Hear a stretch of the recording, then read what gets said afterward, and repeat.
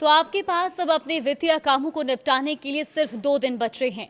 31 मार्च की रात 12 बजे के बाद देश में टैक्स और बैंकिंग से जुड़े कई बड़े कामों की डेडलाइन खत्म हो रही है।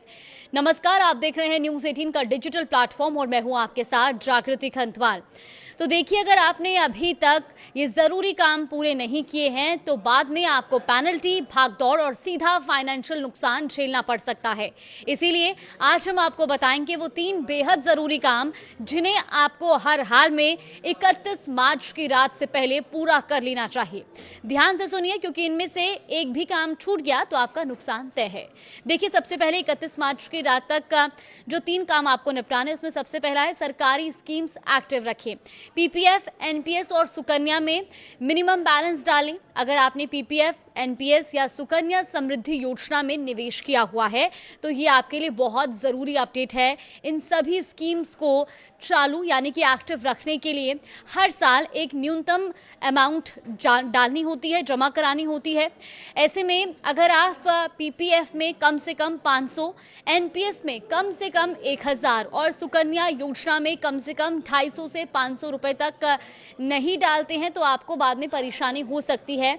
अब अगर ये मिनिमम अमाउंट समय पर जमा नहीं करते हैं तो आपका खाता इनएक्टिव भी हो सकता है और एक बार खाता बंद या डिफॉल्ट हो गया तो उसके बाद आपको उसे दोबारा चालू कराने के लिए पेनल्टी भी देनी पड़ेगी। बैंक या पोस्ट ऑफिस के चक्कर भी लगाने पड़ेंगे और आपके निवेश पर मिलने वाले फायदे भी प्रभावित हो सकते हैं। यानी एक छोटा सा काम टालने की वजह से बड़ी परेशानी बाद में हो सकती है। इसीलिए अभी समय है, अपना अकाउंट चेक करें और ज़रूरत हो तो तुरंत मिनिमम अमाउंट जमा करा दें। दूसरा जरूरी काम, टैक्स बचाने का ये आखिरी मौका है। एटीसी और एटीडी का पूरा फायदा उठाएं। अगर आप पुरानी टैक्स रिजीम चुनते हैं तो आपके पास टैक्स बचाने का ये आखिरी मौका है। सेक्शन 86 के तहत आप 1.5 लाख तक की टैक्स छूट पा सकते हैं और इसके लिए आप इन ऑप्शंस में भी निवेश कर सकते हैं। कौन कौन से वो ऑप्शंस है, जरा ध्यान से सुनिए। PPF, life insurance, ELSS, mutual fund, tax saving FD और इसके अलावा सेक्शन 80D के तहत हेल्थ इंश्योरेंस पर भी आपको छूट मिलती है।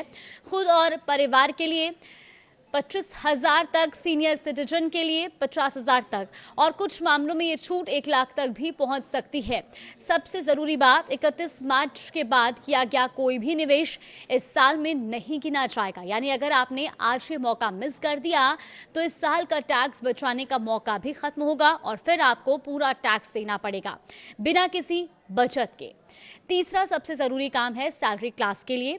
देखिए, ये आपके लिए एक अलर्ट के तौर पर भी है। आप तुरंत अपना इन्वेस्टमेंट प्रूफ जमा कर लें। अगर आप नौकरी करते हैं तो ये आपके लिए सबसे जरूरी काम है।